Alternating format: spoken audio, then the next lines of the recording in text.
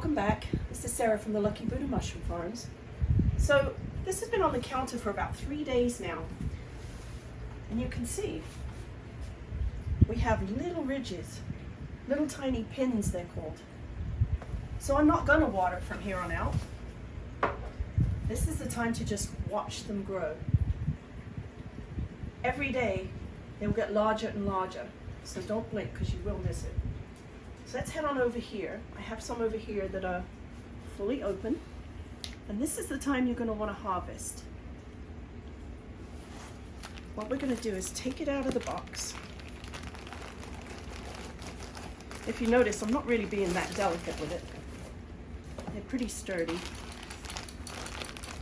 Now if you remember, we made a couple of slashes here and we made a big slash down here, which means we actually have 3 different little clusters to harvest. So I'm going to grab at the base and just gently pull it off. Isn't that gorgeous? Set those down for a minute. I'm going to grab this cluster right here, and again gently tear them off. And the last one. That one needed a little more of a twist. Now I also have here some whites, a box of white that was going to market, but is fully open and ready to harvest. This is a white elm mushroom, and what we did, we opened it the exact same way as we did with the block of pink. So whatever color you get, you will open the same way, unless you have a lion's mane or a king blue or a trumpet, and we'll talk about that later. But for now, these are a little hardier, so we're going to give it a little twist. The pinks come off quite easy, but the whites need a little more of a force, and so do the blue. So here we go. We've got our harvested mushrooms right here. Isn't that gorgeous? Okay, so now we've harvested our mushrooms.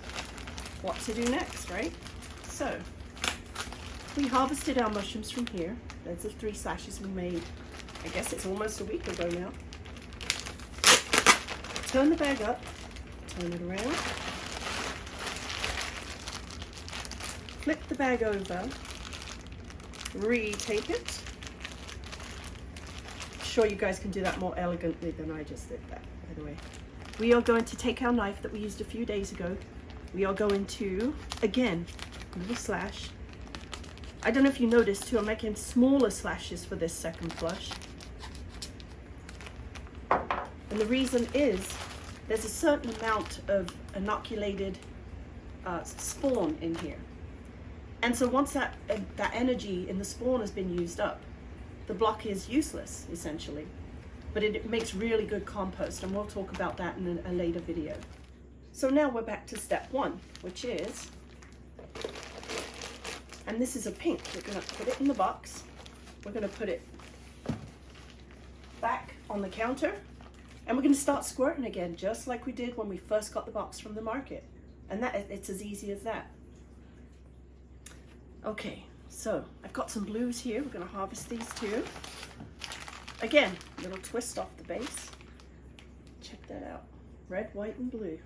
These are a little over popped. When you see this, when you're growing our kits, if you see this split on the end or start to look a little wavy around the edges, they've gone just a little bit over, but it's not a bad thing. They're still delicious. Let's see. So now we've harvested our pink, our white, and our blue.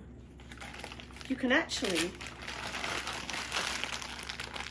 get another flush out of the white and the blue by submerging the block in between flushes. Okay, so you're going to take your block, going to submerge it in cold water. I'm going to weigh it down with a pot lid. See, that's not going anywhere. That way it can absorb the water, because after each flush the block gets lighter because the food is being used up. So you'll find you'll need to weigh it down. This is a little trick we use around here at the farm. We fill old plastic bottles. That helps keep the water cool for a long time. And maybe just for giggles. Even more ice. So now we have it fully submerged in the icy water. You could do this overnight, that way your sink is free. And then when you come on back in the morning, I'll show you what to do next. Hey guys, welcome back. It's the next day. We're gonna take the lid off. Now the reason we do this is icy water makes mycelium dormant. It kind of puts them to sleep. But while they're sleeping, they still have all that energy inside. So we have just made overnight the mycelium excited to get going again. As soon as we make some more cuts in this side, you're going to see the same results that you had the first time, which is a few mushrooms coming out of this side. This time, now I'm not going to put it back in the box, obviously, because it's super wet. I'm going to take a dinner plate, like so. Oops, there's a little extra water in there. Let me get that out.